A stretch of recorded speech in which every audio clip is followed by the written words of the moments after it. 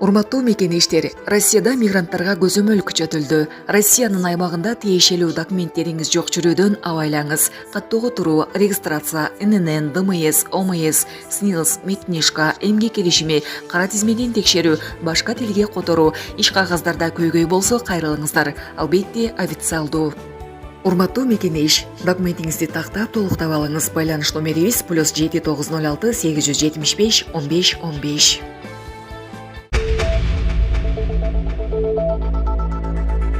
Түрк президенти Эрдоган мусулман өлкөлөрүнө Израиль боюнча кайрылуу жасады.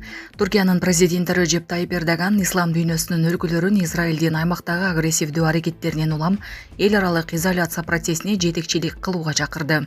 Бул тууралуу ал Каирде өткөн исламдык 8 саммитинде билдирди.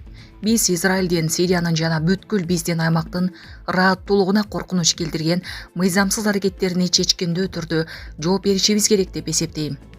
Ислам өлкөлөрү катары Израилге каршы ташталышы керек болгон кадамдарга жетекчилик кылышыбыз керек. Биринчи кезекте Израилге жеткирүүнү, аны менен сооданы токтотуу абдан маанилүү деген Эрдоган. Ошондой эле ал ислам өлкөлөрүнүн өткөн жылдын октябрь айынан бери Газадагы геноцидти токтотуу, Палестина маселесине туруктуу чечим табуу үчүн активдүү аракет кылып жатканын белгиледи. Бирок Кошмо Штаттардын ачык колдоосу жана көптөгөн батыш өлкөлөрүнүн тымызын колдоосу менен Израиль чабуулдарын кеңейтүүдө деп баса белгиледи ал. Садыр Жапаров курултайда чек ара маселесине токтолду. Көптөгөн жылдар бою ар бир жараныбызды түйшөлткөн аярлуу жана курч маселелерибиздин бири өлкөбүздүн чек ара маселеси эле. Бул тууралуу президент Садыр Жапаров бүгүн 20 декабрда Бишкекте өтүп жаткан элдик курултайда айтты. Мамлекет башчысы кыргыз-өзбек мамлекеттик чек арасы толугу менен чечилгендигин сыймыктануу менен айта аларын белгиледи. Коңшубуз Тажикстан менен Кыргыз-Тажик мамлекеттик чек арасы боюнча сүйлөшүүлөр аягына чыкты. Эми эки тараптуу чечимдерди формалдуу бекитүү иштери гана калды. Чек ара маселелери боюнча бири-бирибизди түшүнүүнүн, бардык тараптан сүйлөшүүлөрдүн, дипломатиялык чеберчиликтин, тынчтыкты жана туруктуулукту сактоого бекем берилгендиктин аркасында гана ийгиликтерге жетишилди. Бул биздин өлкө үчүн тарыхый мааниге ээ. Чек ара маселесинин 100% чечилиши Сонун жаңылык. Сиз билген жана ишенген Умбем клиникасы эми сизге дагы да болсо жакыныраак болду. Анткени бизде жаңы филиал ачылды. Андыктан келип, өзүңүздүн жана жакындарыңыздын ден соолугуна кам көрүшүңүздү сунуштайбыз. Биздин жогорку даражадагы дарыгерлер төмөндөгү адистиктер боюнча кабыл алат. Стоматология, гинекология, терапия, лор, хирургия, педиатрия, урология, УЗИ жана башка адистиктер. Лабораториялык анализдин 5000ден ашуун түрү алынат. Жогорку даражадагы стерилизациялоо. Биздин дарек ВДНХ метросу, Кондратюка көчөсү 2. Телефон номерибиз 8925 103 22 55. Кабыл алууга алдын ала жазылып келүүңүздөрдү суранабыз. Умбем клиникасы. Сиздин ден соолугуңуз, биздин камкордук. Эл аралык кызматташууларда жаңы мейкиндиктерди ачып, чек арага чектеши агашкан аймактарыбызды гана эмес, бүтүндөй республикабыздын ишенимдүү өнүгүшүнө бекем мүмкүнчүлүктөр түзүлдү. Баарынан да чек арага жакын орун алган мекендештерибиздин коопсуздугу жана ошондой эле келечеги камсыз болгон мурда чек араларда бөлүнүү сызыгы болуп келсе, бүгүн ал биригүүнүн, кызматташуунун символу, биргелешкен долбоорлорду ишке ашыруунун жана жарандарыбыздын жашоо деңгээлин жакшыртуунун аянтчасы болуп калды, деди Жапаров. Кытай-Кыргызстан-Өзбекстан темир жолунун курулушунун башталышынын так күнү белгилүү болду.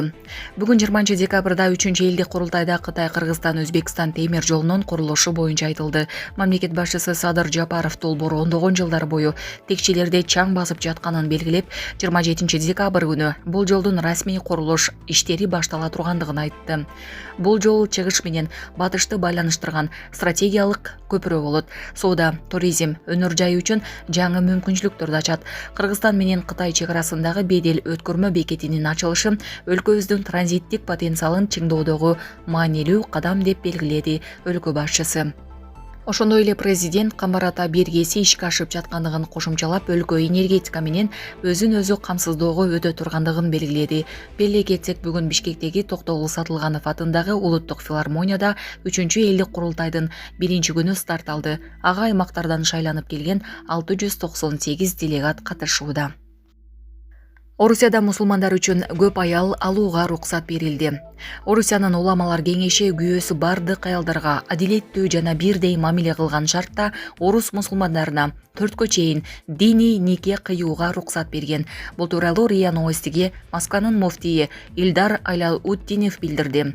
Басылма белгилегендей, эгер аял ден соолугуна аялынын жыныстык жактан шайкеш келбестигинен улам балалуу боло албай калса, диний көп аялдуулукка жол берилет.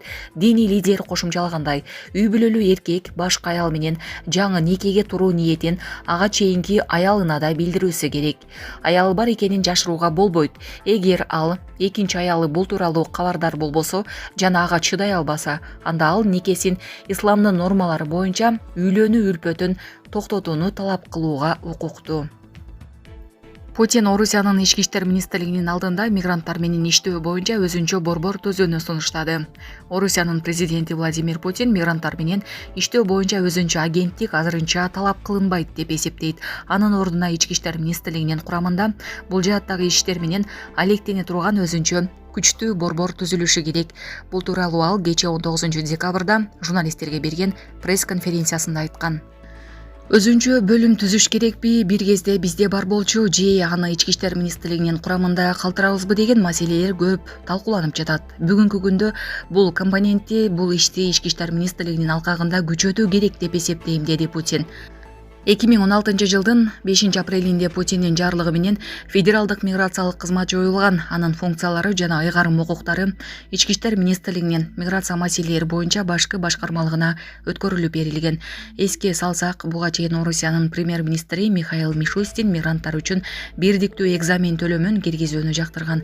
Баасы 3000ден 5,9 рубльга чейин болот. Өкмөт мамлекеттик органдарды сынак тапшыра ала турган уюмдардын тизмесине киргизүүнүн тартибин жана критерийлерин белгилеген. Орусия Зеленский башпаник сураса береби? Владимир Путин жооп берди. Орусия Украинанын учурдагы президенти Владимир Зеленский башпаник сураса аны берүүгө даяр. Бул тууралуу орус президенти Владимир Путин бүгүн маалымат жыйынында айтты. Мен Зеленскийге саясий башпаник керек деп ойлобойм. Ал эмне кыларын билбейм. Бирок күтүлбөгөн жерден анын кол алдындагылары өзүн камап коюшу толук ыктымал. Анан ал саясий башпаник сурайт. Орусия эч кимден баш тартпайт, деди Путин. Путин ошондой эле Украинанын азыркы жетекчилеринин бардыгы легитимсиз экенин кошумчалады. Катарда айдоочусу жолдо жарышып, чимирилген кымбат баалуу спорттук унааны майдалап салышты. Катарда жолдо чимирилген кымбат баалуу спорттук унаа жок кылынды. Мындай видео соц тармактарда таралууда. Жергиликтүү милиция $100,000 чейин бааланган Toyota Supra A90 үлгүсүндөгү унаанын айдоочусу унааны этиятсыз айдап, адамдардын өмүрүнө, коомдук жана жеке менчикке коркунуч келтиргендиги үчүн кармалганын билдирди. Соттун чечими менен унаа конфискацияланып, жок кылынды.